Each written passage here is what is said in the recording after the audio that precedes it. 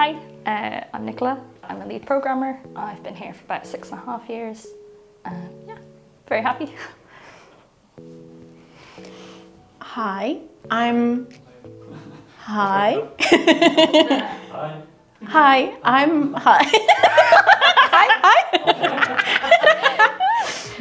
Hollie Nicola and I'm a lead animator at Lucid Games. I've been here for 6.5 years and yeah, it's good so far. 10 out of 10, would recommend. Nice and loud.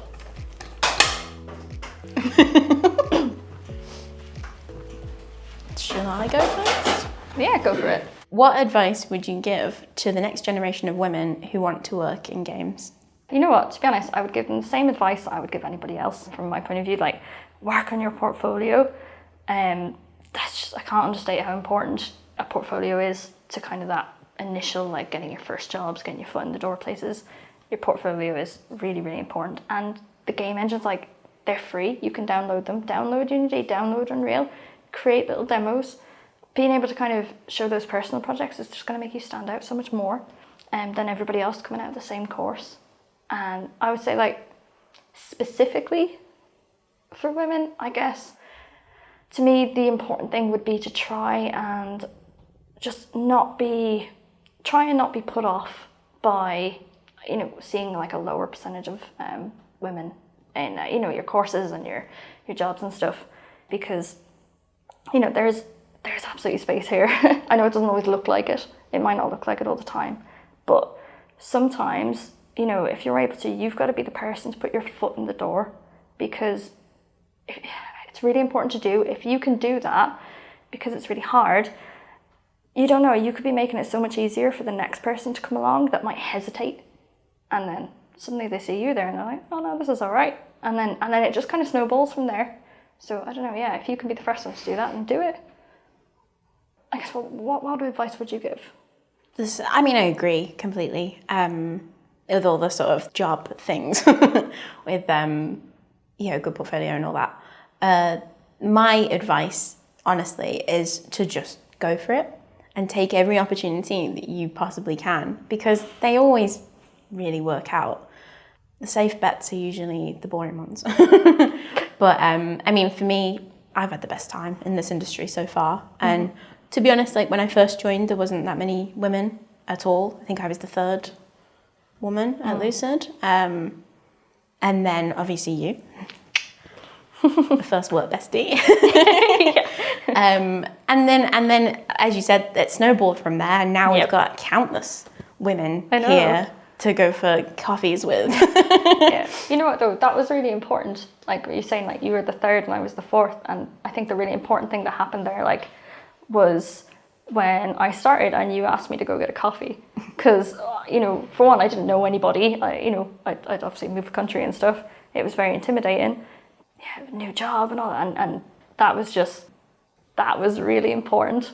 It helped me kind of break the ice, and you know, when there was two of us and we sort of got chatting, it was easy to get chatting to other people, and it just, I don't know, that was really, that was a big moment, I think. Yeah, I think that's like, it's not just advice to get into games, but when you're in there, not only women, like any sort of new person coming in, because it's isolating. You don't know if people have moved here, and they don't know anyone. Like we both did. I didn't move as far as you, but but neither of us knew each other or anyone else, and that is scary. And it's so, I can't put into words how isolating those first couple of months were, and it was like a bit of a light at the end of the tunnel. As much as you think that I helped you, you helped me, because I was like, oh yeah, have someone to go for lunch with. Yeah, and I mean, you wouldn't talk about Love Island with me, but you know, can't generalize women. But yeah, it's building up other women, not trying to tear them down or anything like that. Because I think the number's going to stay small for quite a long time, but it's getting better as the generations go on. We're just going to see more and more women in all sorts of positions, all sorts of departments. Yeah. Because I know something that you've talked about in the past with me is women are usually more seen as going into art roles. Yeah. So you as a programmer was like something that you wanted to sort of be proud of and bring more women into? Yeah, I think it's one of those funny ones, isn't it? Like, there's always that assumption that, like, oh, you're an artist, you know, oh, you know. I don't know why, it's just, yeah, there's always that little, not always, but I've had it assumed quite a few times that I've worked in art. You've got to take those assumptions with a pinch of salt, I think, because you have that assumption, and then they assume that I am a hairdresser. It's because you've got fabulous hair. I think it's like, and that's especially when you're sort of if you join somewhere and you're sort of on your own, that can be a little bit jarring, first of all. So I think like what we did and kind of getting together and like starting that kind of like friendship and that kind of introduction to everything, it makes it a lot easier to kind of start going out there and putting yourself out there a little bit more and introducing yourself to all your colleagues and just in a little bit more relaxed way when you've kind of got like, when it's two of you doing it, it's not just one of you doing it. I don't know. So what do you think the future holds for women in games? I think, honestly, just greater and greater equality in the workplace, like just more presence, more women in like higher level jobs, more people just in the workplace in general. But I think the really important thing is that needs to, it's all well and good us saying all this stuff, but it needs to start like right at the bottom. It needs to start in school. Like we need to make sure that girls aren't like unconsciously being steered away from IT and IT roles. Otherwise, by the time we're here having these conversations, we've already lost it. Whereas like if we're making sure that, they're not kind of being steered away from these roles and it's very obvious, like, show the career paths, show women doing really, really well in these roles because we're here and we're doing really well. There's loads of them, there's like too many to name. But make sure they're getting talked about, make sure they're visible. You've done a good summary there. That is the future. Yeah. It's a funny one to think about because we're in it. Yeah. And we're trying to sort of to get in there and get into schools and talk about just us and what we've done and how we've gotten there. I've been lucky enough to not really felt like steered away from anything. Always been told that I could just do whatever I wanted or do anything that I wanted. But it's a weird one that isn't talked about enough, and just visibility of all the career options. Because like the games industry is such a massive industry, or film and TV. Yeah. And often it's sort of sidelined to be like, oh, it's too competitive, so what's the point in even trying? And it's like, lots of people work in that industry, all those industries. Why can't you be one of those people? Nothing to say otherwise. So it's like, just go for it. We're seeing it happen right now. I mean, like when we started, we were like, what, number 3 and 4? And now, like I wouldn't have even pitched it. I've never been surrounded by so many like other women that are like me, like nerdy, other programmers, and like the amount like that's changed in 6 years is nuts. It's really, really nice. I didn't realize how nice it would be, I guess, because I don't know, I didn't have it to compare against. But like even like the last project that I was on, the project I'm on now, we're like a 50-50 split between like men and women. Didn't you have a whole team of women at one point? At one point we were outnumbering the blokes on our team as well. But like right now I think we're pretty much a 50-50 split, and you know what, it's dead nice. I never really sort of didn't think about it until it sort of had it there, and I was like, oh, this is kind of lovely actually. It's I can't stress enough how important it is to not be dismissive of IT careers when you're younger. And like a math and stuff like that, because that's something that like programmers, usually it's, you'd think that that's men that do that. I don't know. Or naturally it's sort of men that do that, and naturally, it's the other way around. Whereas like you've said before, if it is creative things you want to do and stuff like that, like that is creative in its own right. And sometimes like even I have thought, well, how sort of thing. So it's like talking about that and like what you do and the things you enjoy about it in a different way. I think that's really cool, because it's just, especially for me, and I guess the other way around is like, I don't know what that is. Like what it is to be a programmer, what that looks like. And talking about those things, because often in school you only really talk about scientists and doctors. I guess things that you see like more solidly, but like I mean, we've spoken before, we know now, like when I was in school, programming, there was a programming class. We did it like once a week for a little while, and we learned Word and we learned Excel, but that was the extent of it. Whereas like now, they're doing like more IT classes, doing Scratch when they're little. They're doing I wish I knew programming. Honestly, I would have loved it. I would have been so much better in school if I had had classes like that available. Because I guess it's like countless challenge with that sort of thing. And countless like possibility of what you could do with that sort of thing. And that's like a cool thing to think of as a kid. Yeah. Understand that. I just wonder, like, because, we're interviewing people that have been programming now since they're like 11. And I'm like, oh my God. You're so lucky. I started programming when I was 22. Like, what would I have been? So I'm just like, I can't stress enough how good that is, how important it is. It's not going anywhere. Computers, IT, it's not going anywhere. No, like, it is the future. Starting that in school and making sure that is not seen in any way as any kind of a gendered subject is really important. It's such a weird thing to think that that's gender. It's like, the computer doesn't see gender. No, it's just, I don't know. It's just, any of that just needs to be that needs to be stamped out. And to see how broad, I guess, IT can be as well, because that can go into art things, it can go into character art and, concept art and all those things too. Yeah, you wouldn't necessarily... It's not only fixing computers. Or... No, not at all. Certainly when we were younger, you wouldn't have necessarily have thought IT would be somewhere that art lives, you know? But, like, how many artists do we have here? Yeah. Do you feel you've faced any significant barriers in your career? And if so, like, how have you dealt with them? Honestly, I think I've been lucky in where I've landed because I've had a really lovely experience so far. I don't feel like I've experienced any barriers to anything that I can or could do. I always feel supported and appreciated and valued, listened to. And I think as long as you have that and you feel that, it's good. And if you don't have that, because they're just necessities, I think. Yes. If you're working on a team, working in a workplace, to expect that. And if you don't have that, and you don't have someone that you can like talk to, or if you're having a hard time, that is supported and solutions are found. If you don't have those things, or you're made to feel uncomfortable, or you can't do your job, or you're being blocked by and you can't exceed and progress, any of those things, then you should just find somewhere else, find a better fit, because that is the bare minimum, I think. And I have had a really nice time so far. Yeah. No, I mean, to be honest, I would say like I don't feel like I haven't had trouble. I don't feel like I've had any barriers personally. But at the same time, with a big asterisk, I was very picky about where I sent a CV. I was very picky about where I applied. I didn't apply anywhere that had a whisper of any of that, because I was like, you know what? Nah, I'm not going to risk that. I want to be somewhere that, like I said, the minimum barrier for me is that respect that. And Lucid was that. It looked good. I was like, there was no bad rumours about it. There's nothing. I was like, oh, these seem like really good people.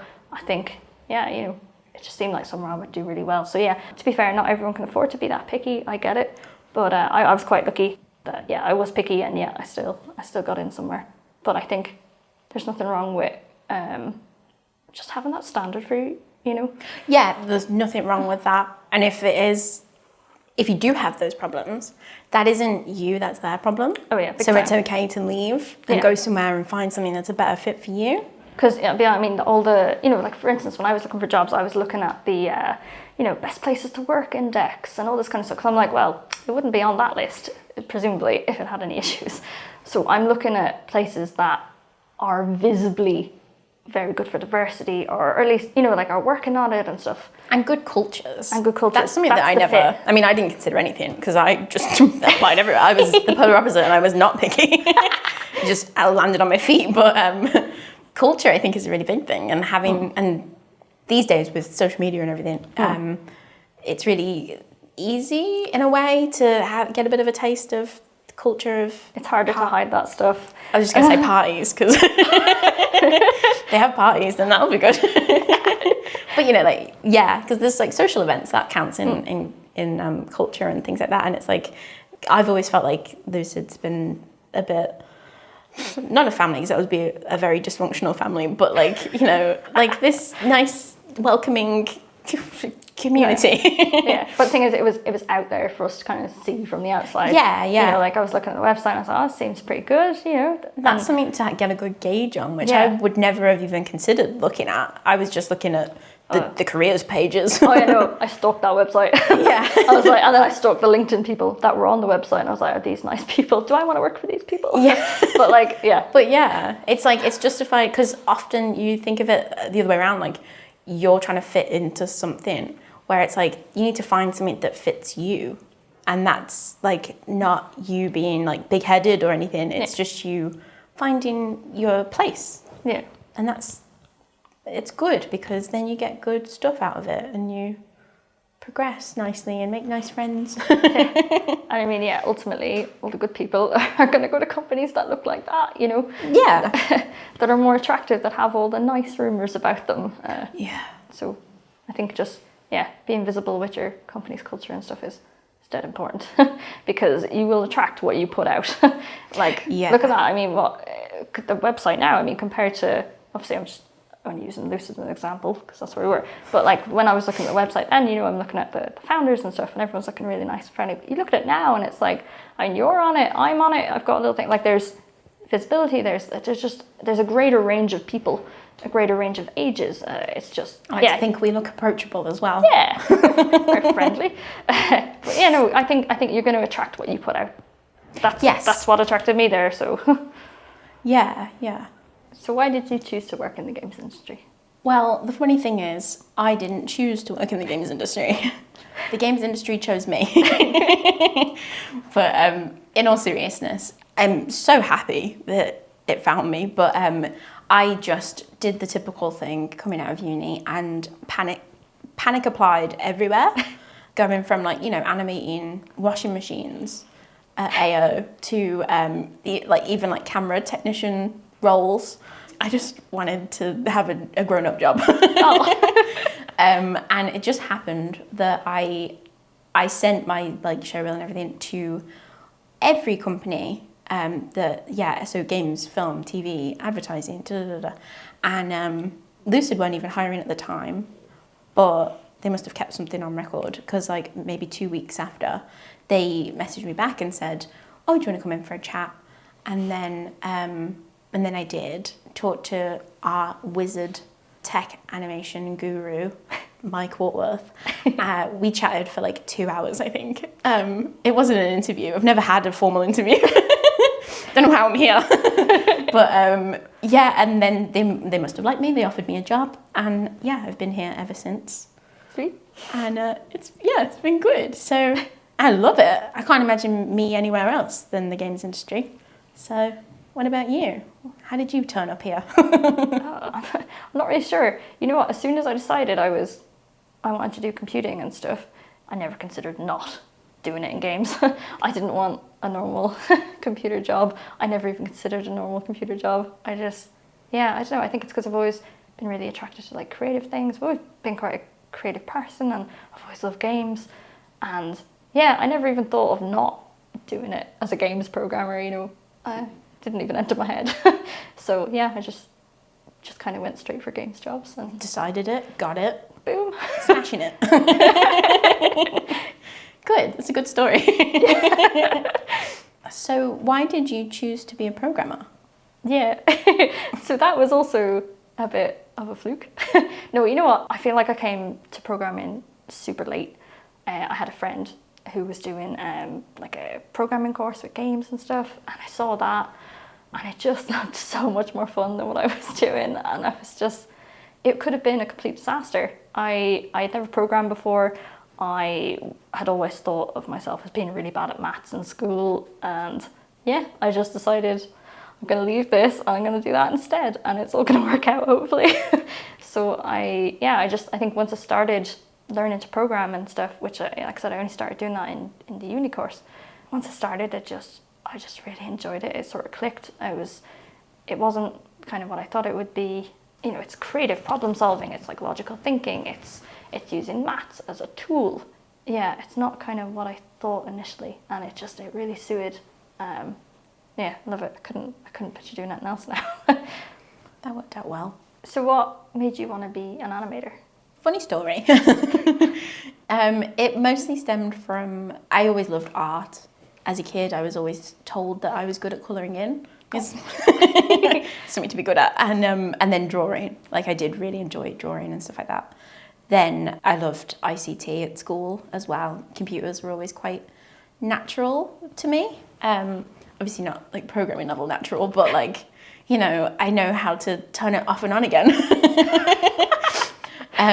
So when I was looking at unis, I knew I wanted to go to uni, but I didn't know what I wanted to do. I didn't know what I wanted to be. I just wanted to find something that had art and IT. So I was looking at all sorts of courses, like graphic design and illustration and fine art. And I think I would have really hated fine art. And then I just kept seeing animation as like a module in like mixed media courses and things like that. And I thought, that sounds cool. And truthfully, I just thought studying animation for 3 years would be pretty cool. It sounds cool. And I'd love to know how they made Shrek. So me and my dad, we went to like all the open days for computer animation and animation, because that's a course in itself. I didn't know that. And then the only reason I picked 3D was because my dad said 3D is the future, computers are the future. And I was like, okay. So I did that, and then now I'm here, gameplay animator. So it worked out well. But yeah, love it.